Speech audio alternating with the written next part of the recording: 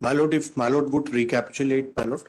आपने ये बहस किया था, एक सेल डीड आपने जो है जी पेश की थी, कोर्ट ने कंसीडर नहीं की, यहाँ पे बात की, कोर्ट ने बोल दिया कि सेल डीड इसी नहीं, जबकि it is on the record जो हमारी सेल डीड है। अब मैंने सर 21/27 की I filed an application 41 rule 27 की एक एप्लीकेशन लगाई है जो इनकी सेल डीड है। नाउ मानो it is for them when we came in the counter claim, मतलब we were not the party in the original suit my lord. When we came to know that this kind of suit has been filed by them for eviction against my tenant, I filed 110 application. I was added as a party in the year 2000. Then I filed a counter claim. In that counter claim, I said, my lord, that I am the owner of the suit house. Now they filed reply of that counter claim. They could have filed this document, this sale deed of their property. अभी ये इसलिए इन्होंने suppress किया, ये इनका document है जिसमें मकान के डायमेंशन और चतुर्सीमाएं दोनों अलग है। आप हमारी सेल डीड, हम D10 we have proof that is on record. भाई this is the decree of eviction.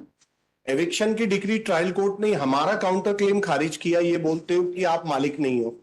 इनको मालिक माना एग्जिबिट P2 से, जो 1985 का फर्स्ट एडीजे का ऑर्डर है, जबकि उस एडीजे के ऑर्डर में इस सूट हाउस का कहीं कोई डिस्प्यूट ही नहीं था। That was a reference made by the SDM, registrar public trust, regarding proper maintenance of the trust, मंदिर और उसकी दुकान।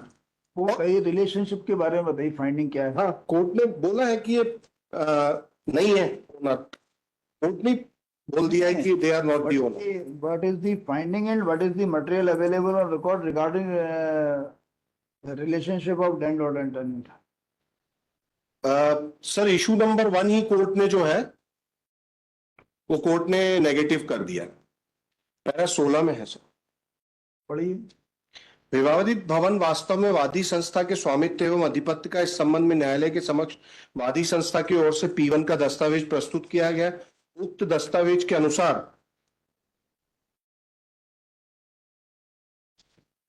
वादी संस्था पंजीकृत संस्था होकर उसका क्रमांक सो एंड सो है, यह तथ्य प्रमाणित होता है, किंतु पर अभिलेख पर आई साक्ष्य के आधार पर प्रतिवादीगण द्वारा P3 का लेख विधिवत लिखकर वादी संस्था के ट्रस्टियों को देकर ₹75 की मासिकदारी किराएदार होना स्वीकार करने का तथ्य न्यायालय के समक्ष प्रमाणित नहीं होता, क्योंकि उन्होंने फोर्सिबली ये जो है लेटर 87 का लिखवा लिया था। अतः वाद प्रश्न क्रमांक 1 वादी के विरुद्ध निर्णित किया जाता है। अगर 15 देखेंगे सर आप, इसमें हाँ, तो ये जो है ये प्रमाणित नहीं होता है कि यू आर टेनेंट, है ना? नहीं, हम नहीं, जो ओरिजिनल टेनेंट है जिसके खिलाफ एविक्शन का सूट फाइल किया था उसको ही। कौन है वो रिस्पोंडेंट नंबर 2 और 3 है। नहीं, ये दावा खोलिए, ये दावा नहीं, ये जजमेंट जिसके अंदर आप पढ़ रहे हैं इसका वो खोलिए। मूर्ति मदन मोहन, जो कि महेश्वरी पंचायत जी, नंबर 1 है सर गणेश नारायण, और नंबर 1 श्री गोकुल प्रसाद। गोकुल और विष्णु, गोकुल की डेथ हो गई थी तो विष्णु उसका सन। हाँ, विष्णु सन है। ये किराएदार थे, विष्णु उसके अंदर किराएदार है। गोकुल और विष्णु। अच्छा, और आप मकान मालिक हैं? हम मकान मालिक हैं। तो आप कब्जे में हैं, विष्णु प्रसाद कब्जे में है? नहीं, विष्णु प्रसाद टेनेंट था हमारा और सूट फाइल किया मूर्ति मदन मोहन ने। तो जब सूट फाइल हुआ और हमको उसकी नॉलेज हुई, हमने 110 की एप्लीकेशन लगाई सन 2000 में, that I am the original owner. ये मेलाफाइडली सूट फाइल किया गया, अपने आप को owner. You are in position और Vishnu Prasad is in position. I am the owner and he was my tenant. नहीं, you are not in position ना। Vishnu Prasad position. हाँ, विष्णु प्रसाद पोजीशन। तो आप इसमें क्या कह सकते हैं? हम ये बोल के आए भाई, आप क्या ये कहकर आए हैं कि जो है मैं इसको मतलब ये खाली नहीं करा सकते? ये क्या मतलब ये नहीं, ये मेरा काउंटर क्लेम था उसमें, सूट में। काउंटर क्लेम था सूट के अंदर, तो you should if Vishnu Prasad is your tenant then you should have filed the suit for position against. नहीं, हमको करानी नहीं था उससे खाली। उसमें सर हमने एग्जिबिट D3 लगाया है। हमने जब काउंटर क्लेम पेश किया तो उसके साथ D1 whether this suit is on the ground of relationship of landlord and tenant। उसमें क्या हुआ सर, इन्होंने decree has been passed against Vishnu Prasad ना, हाँ, तो Vishnu Prasad is not challenging. पर हमारा काउंटर क्लेम खारिज किया कोर्ट ने। तो काउंटर क्लेम इसमें लैंडलॉर्ड टेनेंट मैटर में क्या काउंटर क्लेम डिसाइड होगा? बिकॉज कोर्ट ने जो है वो माना ही नहीं कि ये टेनेंट है इनके। माय लॉर्ड में काइंडली सी, विष्णु प्रसाद ने भी ये बोला कि हम इनके किराएदार नहीं है, हम केशव नारायण बंसल जी के किराएदार। तो decree has been passed against whom? Against the tenant. Whether you can challenge this decree? My lord, but we were made a party before the court You below. were made a party, but this Yes. is suit for eviction. but देखिए decree पढ़िए। उन्होंने बोला कि चूंकि घर पहले तो 12(1)(c) भी डिनाई कर दिया उनका। There may be dispute of title between you and that मंदिर, क्या है वो? हाँ, माहेश्वरी पंचायत। वो तो जी। But here the decree is against the tenant. Sir हमारे फेवर में ऑलरेडी एक डिक्री है इनके एविक्शन की। तो हमने आप you execute that decree. We executed. तो ये ट्रायंगल फाइट कैसे होगी इसमें? यार ऐसी हुई है इसमें हम क्या डिसाइड करेंगे? दिस आई विल प्लेस मालूम। Whether I can say that the plaintiff cannot, plaintiff is not entitled for decree because you are owner. Yes, because my suit is there, my lord. You should have filed the suit against that tenant. You are filing the suit. What has happened, my lord? We filed. Show me the law. इस पर हम क्या करेंगे बताइए? That I will. Once the decree has been passed against tenant, My lord. you are not in possession. Tenant is not coming before this court. My lord. क्या मैं decree क्या करूंगा इसमें? That I will place. What has happened, my lord? बताइए इसके अंदर court की finding क्या है? रिलेशनशिप हमारा तो सर हमारा के साथ रिलेशनशिप की और फाइंडिंग बताइए क्या है? हाँ है ना सर, 15 देखें। रिलेशन कैसे इनको ओनर माना है? नहीं, ओनर का मात्र सवाल ही नहीं है जी इसके अंदर। My lord, मैं kindly appreciate the court has framed the issues. Sir देखिए ये इसके अंदर आपके साथ ओनरशिप डिसाइड नहीं हो रही। What is the issue frame? इसका स्कोप इसलिए तो कम होता है, लैंडलॉर्ड टेनेंट मैटर का स्कोप होता है इसलिए कम है। This is the decree under rent act. नहीं, it is the suit under MP accommodation control act और जनरल एक्ट। जनरल एक्ट था, but for possession and eviction. It was not under accommodation control act. इसमें क्या लिखा था? निष्कासन धारा 12 दोनों प्रमाणित किया गया है। वादी संस्था धारा 12(1)(g) के आधार पर दावी स्थान का ये जी क्या है? वो कि जो सूट हाउस है वो डायलेपिटेटेड कंडीशन में मानव निवास के लिए, तो यानी कि it has been found, the eviction has been granted under MP Accommodation Control Act. but my lord, the suit was not in MP Accommodation Control Act. My lord, में सीधी Whether MP Accommodation Control Act is not applicable. My lord, I kindly appreciate it. They never applied. The suit was merely for eviction and possession. हाँ, तो whether MP Accommodation Control Act is applicable to the accommodation, whether accommodation is situated within the area to which the MP Accommodation Control Act is applicable. उस court ने वो derive कर लिए provisions. My lord, मैं kindly appreciate. Here what my submission is, my lord, मैं appreciate, my lord. Suit house वो है ही नहीं हमारा। ये तो अच्छी बात है ना, you enjoy that. Otherwise you file the suit. भाई ये टाइटल सूट थोड़ी है सर। पर अब आप now we don't. How can I set aside this decree when the tenant is not challenging? My lord, may see my application under order 1 rule 10 CPC was allowed. I was allowed to lead evidence. I was allowed to participate in the suit. Court framed the issues. अब आप para 15 में देख ले कि किस आधार पे इनको owner माना है। नहीं, ओनर का सवाल नहीं है, सवाल ये आता है टेनेंट कौन है। सर हमने टेनेंट तो खुद टेनेंट बोल रहा है कि हम केशव नारायण जी के टेनेंट हैं। हम इनके टेनेंट ही नहीं है, हम इनको किराया ही नहीं देते। हमारी सेल डीड में ही लिखा हुआ है। कोर्ट हैज फाउंड ना, नहीं पाया कोर्ट ने कि इनकी ओनरशिप है। इसमें अपीलेट कोर्ट पे आइए। अपीलेट कोर्ट ने क्या करा सर, जो 85 का डॉक्यूमेंट है एग्जिबिट P2, मैं इसीलिए ओरिजिनली आपके पास सर, हमने ऑलरेडी एविक्शन का सूट इस पार्टी के अगेंस्ट में लगाया था टेनेंट के खिलाफ। There is a decree in my favour और उसमें कॉम्प्रोमाइज डिक्री हुई। ये टेनेंट का ये पैरा 25 पढ़िए। माइल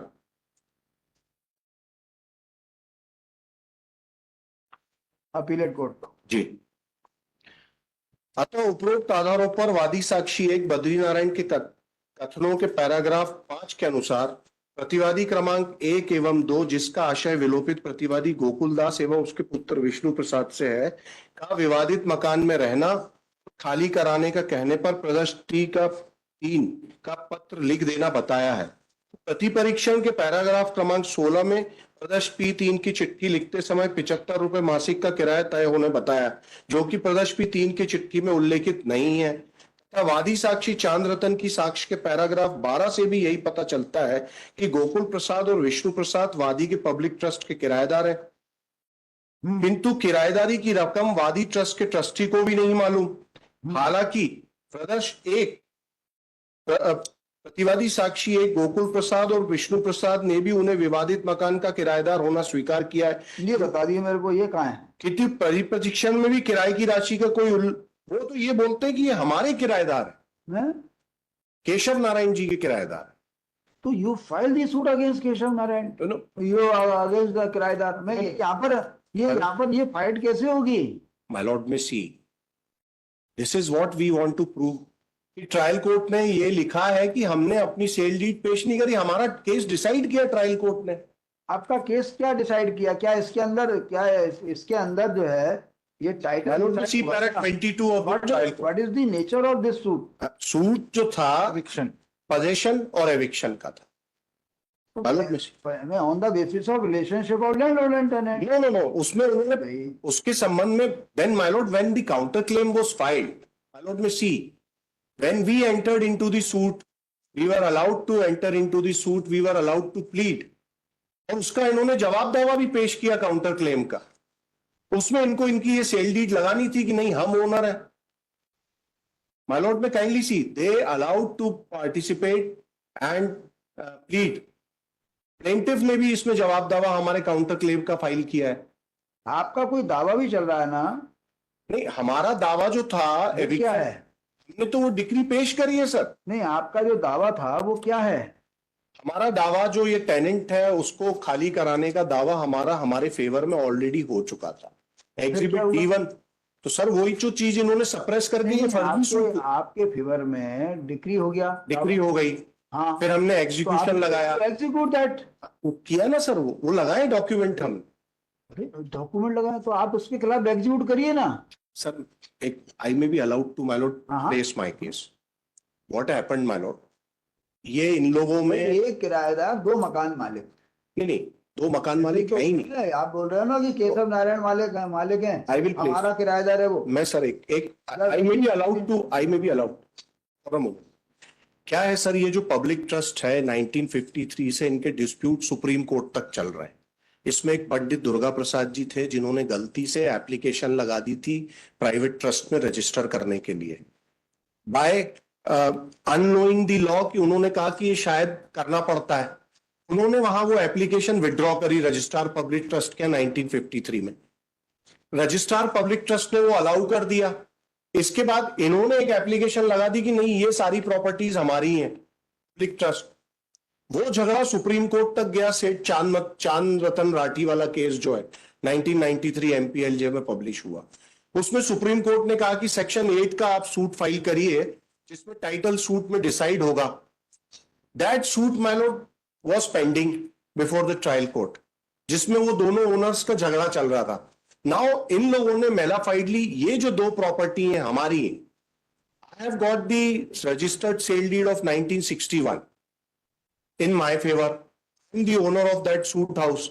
मैंने जो है सूट फाइल किया एविक्शन के लिए। You are owner of the suit house, you have filed the suit for eviction, that has been decreed. बताया ना जी, यू एग्जीक्यूट दैट डिक्री। वो एग्जीक्यूशन भी हुआ, कॉम्प्रोमाइज एग्जीक्यूशन D3 हमने फाइल किया। क्या D3? क्या? अरे D3 नहीं, उसमें क्या हुआ वो बताइए। उसमें किराएदार से हमारा कॉम्प्रोमाइज हुआ खाली कराने के लिए। क्या हुआ फिर? वो मालूम we have to vacate it, get it vacated. उसके लड़के के साथ हमारा कॉम्प्रोमाइज हो गया। आपने वेकेट कर लिया? हाँ, उसने वेकेट नहीं किया था, पर हमारी डिक्री हमने मालूम आई प्लेस मालूम। क्या हुआ सर, इन्होंने ये जो सूट हाउस है इसको अपना बताते हुए, भाई आपने खाली करा लिया, आप कब्जे में आ गए। हम तो सर ओनर हैं ही।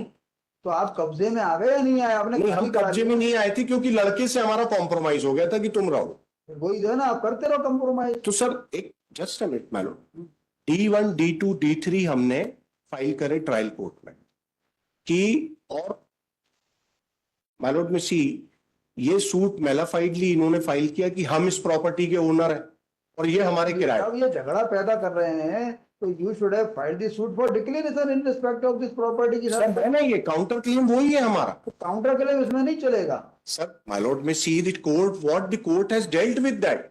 Reverse finding is given. My lord is of the opinion, my lord, on the earlier hearing, कि आपकी सेल डीड कहाँ है? Because I should have proved my sale deed. Then my lord, I inspected the record, it is D10. तो इसमें क्या issue बनाया court ने? उसने जो है मान लिया कि ये टेनेंट ओनर रिलेशनशिप नहीं है इनकी, पर मेरी ओनरशिप नहीं. आपकी ओनरशिप का इशू क्या बनाया बताइए? मेरी ओनरशिप पैरा 22 में आपकी ओनरशिप का इशू क्या बनाया आपको बताइए? My Lord, I will place है ना, आपकी मालिकी का इशू कौन सा है? माय लॉर्ड, ये पैरा 6 और 7 देख लें. अरे इशू कौन सा है? Issue number 6 and 7 my Lord. पढ़िए. क्या वादग्रस्त मकान प्रतिवादी केशव नारायण द्वारा दिनांक 25/11/61 को क्रय कर कब्जा प्राप्त किया था? क्या वादग्रस्त मकान में प्रतिवादी गोकुल प्रसाद विष्णु प्रसाद वास्तव में प्रतिवादी? टाइटल का इशू कौन सा है? 6 है सर. क्या 6? हाँ, ये इशू नंबर 6 मारो. कहाँ है इशू नंबर 6? ये है ना पेज 33 पे देखिए. मैं मेरे सामने है, whether that is the issue of title. Para 22 में डिसाइड किया कोर्ट ने, नेगेटिव कर दिया इसको सर. तो आपका जो है, आपका इशू तक तो बना नहीं आपका काउंटर क्लेम क्या है? देखिए काउंटर क्लेम पढ़िए. काउंटर क्लेम दे. काउंटर क्लेम की रिलीफ पढ़िए जी. एक्चुअली ये इशू बन ही नहीं सकता था टाइटल का. That I will. जवाब दावा है अपने जो है अनावश्यक एक ऐसे मुकदमे में घुसकर अपना सत्यानाश किया. हमारे मकान पे आप कब्जा बता रहे हैं. आप अपने आपको एक्चुअली किराएदार से खाली कराना नहीं है. आपकी डिग्री हो गई तो खाली नहीं करा रहे, आप राजीनामा कर रहे. That is a different issue man. But चलो बताइए, somebody is claiming on my property. The issue of title. मालूम, ये काउंटर क्लेम दे. नहीं बढ़ा सकता. काउंटर क्लेम देख ले सर. पढ़िए काउंटर क्लेम की प्रेयर पढ़िए. प्रेयर पढ़ लेता हूँ.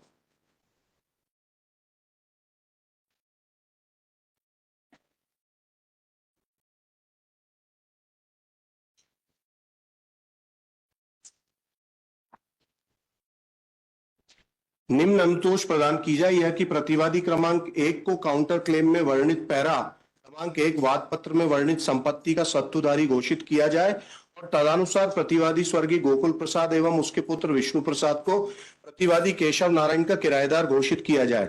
यह कि प्रतिवादी केशव नारायण के पक्ष में तथा वादी के विरुद्ध इस आशय की स्थायी निषेधाज्ञा जारी की जाएगी. वादी वादोक्त संपत्ति का अधिपत्य प्रतिवादी विष्णु प्रसाद से करने के अधिकारी नहीं है, बल्कि प्रतिवादी केशव नारायण व्यवहारवाद में प्रतिवादी विष्णु प्रसाद से अधिपत्य प्राप्त करने का अधिकारी है.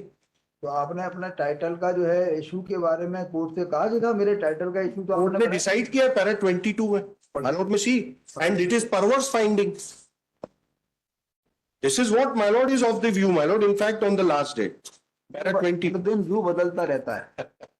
नहीं, in fact my lord is My lord has given us a hearing. दिन यदि कुछ बोल दिया इसका मतलब नहीं आगे भी वही चलेगा. नहीं, हमने फिर वो रिकॉर्ड इंस्पेक्ट किया. मालूम में सी पैरा 20. आज हमारा मूड कुछ और है, कल कुछ और हो सकता है. पढ़िए पैरा 22 पेज 38. वाद प्रश्न की क्या वादग्रस्त मकान प्रतिवादी केशव नारायण द्वारा 25/11/61 को क्रय कर कब्जा प्राप्त किया था को प्रमाणित करने का भार प्रतिवादी क्रमांक 2 केशव नारायण पर है. इस संबंध में प्रतिवादी क्रमांक 2 केशव नारायण अपने कथन के दौरान, जो कि न्यायालय के समक्ष 12/11/92 को अंकित हुए, अपने कथन में ऐसा कोई कथन नहीं कहता है कि उसने मकान दिनांक 25/11/61 को पंजीगत विक्रय के द्वारा विलेख किया है.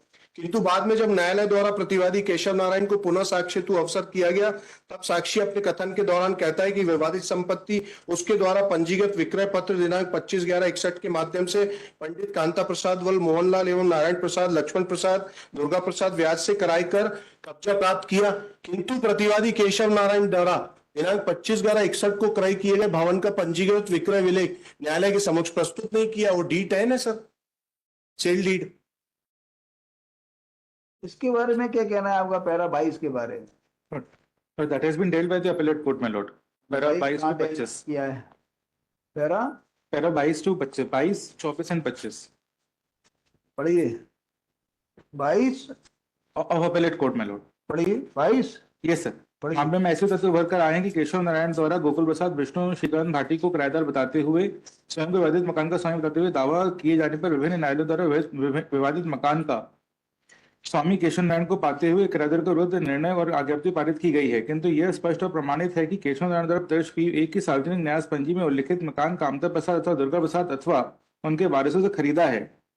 और जब माननीय सर्वोच्च न्यायालय द्वारा प्रत्यक्ष पीए की सार्वजनिक न्यास पंजी के बाद में किए गए संशोधनों को अमान्य कर दिया गया है, तो उससे प्रत्यक्ष प्रभाव ये होगा कि कामता प्रसाद अथवा दुर्गा प्रसाद सेलर्स टू द अपलांट अथवा उनके वारिसों को का भी विवादित मकान पर कोई स्वत्व नहीं रह जाएगा, और कामता प्रसाद अथवा दुर्गा प्रसाद अथवा उनके वारिसों द्वारा केशव नारायण को विवादित मकान बेचा जाना भी ये केशव नारायण कौन है? ये प्लांट नहीं, केशव नारायण कामता प्रसाद और दुर्गा प्रसाद का कौन है? वो क्या हुआ था सर, वो ओरिजिनल ट्रस्ट के उसको ओनर। बताना है। जी जी। they purchased they say that He they is Keshav purchased- Narayan, he is Keshav Narayan ना? हाँ, तो Keshav Narayan has purchase the property from home? Kamta Prasad अथवा दुर्गा प्रसाद, अरे अथवा दुर्गा प्रसाद किससे परचेज किया है? they have purchased, they have filed the sale deed. अब आप यहाँ बैठ के सेल डीड खोलोगे नहीं, because the document is there. Kamta Prasad, हैं? कामता प्रसाद, केशव नारायण ये है, केशव नारायण ने कामता प्रसाद से खरीदा है। कामता प्रसाद से खरीदी, अब वो ये बोल रहे हैं कि जो अथवा अथवा उनके वारिसों द्वारा मतलब ये जो सार्वजनिक न्यास पंजी में उल्लेखित मकान जी कामता प्रसाद अथवा दुर्गा प्रसाद अथवा उनके वर्षों का जब सार्वजनिक न्यास पंजी में बाद में किए गए, तो ये कौन थे कामता प्रसाद और दुर्गा प्रसाद? इनका इससे क्या संबंध था, क्या ये न्यास से? we say there has been they were the pandit, they were the pujari in that place, and currently there is a first appeal which is pending between the Kamta Prasad और दुर्गा प्रसाद को क्या राइट था मकान बेचने का? नहीं, हमारा कहना है नहीं था। नहीं जस्ट लेट। कामता प्रसाद दुर्गा प्रसाद जो थे, जिनकी प्राइवेट प्रॉपर्टी थी, जिन्होंने रजिस्ट्रार के यहाँ 1953 में जब ये एक्ट आया, पब्लिक ट्रस्ट एक्ट, गलती से कि प्रावधानों को मिस इंटरप्रेट करते हुए इन्होंने अप्लाई कर दिया कि हमारे भी मंदिर और दुकान और मकाने हैं, इसको पब्लिक ट्रस्ट दर्ज कर लिया जाए। जो 93 एमपीएलजे में सेठ चांद रतन राठी का जो डिस्प्यूट डिसाइड हुआ, ये वाला था। अब उसी टाइम इन्होंने भी एक एप्लीकेशन लगाई कि हमारे भी कुछ मंदिर हैं, जिसकी सेल डीड 1943 की मैंने इसमें लगाई। इन्होंने एप्लीकेशन लगाई और इन्होंने क्या करा कि वो जो दुर्गा प्रसाद जी के मकानों को भी अपनी लिस्ट में दिखा दिया कि हमारी, जबकि ट्रस्ट की आप ओरिजिनल पंजी देखें जो इसमें है, एक मकान है मंदिर के साथ 1943, मैंने सर वो सेल डीड भी लगाई है, उसके डायमेंशन चतुर्सीमा अलग है। अच्छा, उस केस में क्या है? एक ये दूसरी अपील में क्या है? इसमें हमारे 2 चश्मे के मकान हैं, एक मकान ये है और इसके पश्चिम दिशा में दूसरा। किराएदार वही है विष्णु? हाँ, वो सेम डिस्प्यूट है सर। अब इन्होंने क्या करा सर, हमने अपनी सेल डीड पेश करी। अच्छा, ये 2 दावे लगाए गए थे? हाँ जी, दोनों दावे सेम है? किराएदार हमारी प्रॉपर्टी पे की अपना ओनरशिप बता रहे हैं, दोनों दावे में किराएदार सेम है? सेम किराएदार है। क्या हुआ सर, जब hard on the question of admission appeal being arguable is admitted for, दोनों में D10 है कि एक ही में? वो जॉइंट सेल डीड थी। D10, अच्छा उसमें भी D10 है? हाँ, दोनों में सर ये बैंक में उस रजिस्टर। वाली दूसरी अपील में भी D10 है या हाँ। कुछ और है? उसमें भी ऐसे ही लिखा है ठीक, जी?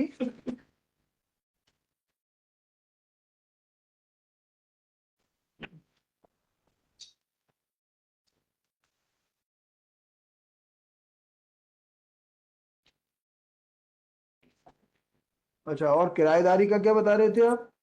उन्होंने ओनरशिप मानी नहीं है इशू नंबर 1 में कि प्लेंटिफ ओनर है, tenant lord owner, tenant landlord ownership deny करी है कोर्ट ने, issue number 1। Whether in view of findings recorded by, दोनों अदालत में यही फाइंडिंग दी है? हाँ, या उसमें इन्होंने एक और सर इशू में फ्रेम, या इसकी इन्होंने क्रॉस ऑब्जेक्शन किया था इस फाइंडिंग का? हमने अपील करी कि ये गलत फाइंड, ट्रायल कोर्ट ने तो दावा, इन्होंने नहीं किया, हमने नहीं ट्रायल किया कोर्ट था। ने दावा डिक्री, इन्होंने उसको चैलेंज ही नहीं किया। इनके साथ सुनना तो है नहीं आपको। जी, ट्रायल कोर्ट ने दावा डिक्री किया था क्या इनका? हाँ, इनका दावा डिक्री किया, फिर दावा क्यों डिक्री किया इस फाइंडिंग के बाद? दिया सर वो 12(1)(g) में कर दिया। Whether in view of the findings recorded on issue number 1 और 2 काफी हैं सर एक और है, हाँ। एग्जिबिट डी P2 पे इन्होंने रिलाई करके इनको ओनर माना।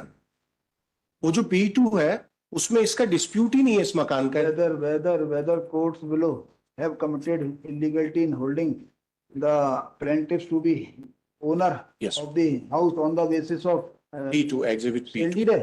ये डिक्री है first edition basis of document within bracket exhibit T2 ma'am. E2। अच्छा, इसमें और क्या है? वो 23/3/85 का जजमेंट है फर्स्ट Judgment है वो? एडिशन। That is judgment. हाँ, उसमें वो रजिस्ट्रार पब्लिक डॉक्यूमेंट लिखा है ना, उसकी जगह लिख देना judgment dated 28/3/85 3/85 with in bracket exhibit D2 P2 ma'am. P2। अच्छा, और क्या है इसमें आपका आवेदन वगैरह? तो अच्छा, मेरा सबमिशन है कि appellate court has reverse the finding, दो अपील इनकी थी तो वो अगर आ जाता, बिकॉज अपीलेट कोर्ट ने फाइंडिंग, क्या आपकी अपील थी क्या? नहीं, हमारी इनकी अपील थी, तो पर जो उसमें अपीलेट कोर्ट रिवर्स कर सकती थी क्या? whether without there being any cross objection in appeal इनकी थी क्योंकि डिक्री इनके खिलाफ हुई थी। वो फाइंडिंग तो आपके खिलाफ थी ना ट्रायल कोर्ट की, और डिक्री आपके पक्ष में थी। डिक्री हमारे पक्ष में थी। कोर्ट क्या उन फाइंडिंग को बिना क्रॉस ऑब्जेक्शन के The very same sale deed of 25,061 was considered by the appellate the court. first appellate court has committed illegality in reversing the findings recorded by trial court against the plaintiff। आपके खिलाफ finding दी थी, उसको appellate court ने reverse कर दिया, Yes, यही yes. कहना है ना आपका? Yes, that may be considered. Without any cross objection. Without their being any cross objection. अच्छा, इसमें और क्या आवेदन है आपका? सर एक ये 4127 का हमने लगाया है, वो अरे भाई, आप जो स्टे का आवेदन स्टे की बताइए। एप्लीकेशन। कोई है? हाँ है ना सर। बताइए, आपने जवाब वगैरह दे दिया? Yes, sir. आवेदन बताइए कहाँ है? Also head on IA 15/400/2015 which is an application under order 41 rule 5 CPC। आपने डिक्री का मनी पार्ट कंप्लाई किया हुआ है? Sir I am not the tenant. नहीं हो? कोई मनी पार्ट है इसमें? नहीं है नहीं नहीं, तो माने ही नहीं किराएदार। क्योंकि सब्जेक्ट टू कंप्लायंस ऑफ, ऐसा करिए, इन view of the decree of possession, degree of eviction,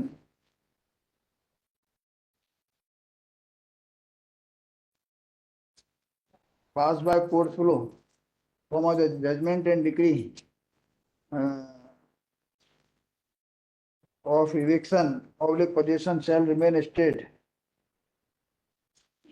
subject to compliance money, subject to compliance of money part of the decree within a period of 30 days। जो भी है 10, 20, 50 रुपए cost का जमा कर दीजिए, जी सर। और कोई किराया हो वो भी जमा कर दीजिए आप ही। तो नहीं, ऑर्डर ही नहीं मानी। ऑर्डर में लिखिए, आपने according I number so and so dispose of, किसी को नोटिस सुन जाना, डिस्पोज Third ऑफ। party। आप किसके लिए हाजिर हो रहे हैं? अच्छा, I am for Murti Madan Mohan. Murti Madan Mohan. There was an application for substitution which was allowed. एक सब्स्टिट्यूशन एप्लीकेशन से हम जो वर्तमान ट्रस्टीज थे, अपील डिले है क्या? नहीं डिले तो नहीं। अपील विद इन टाइम है कि डिले है? विद इन टाइम थी सर।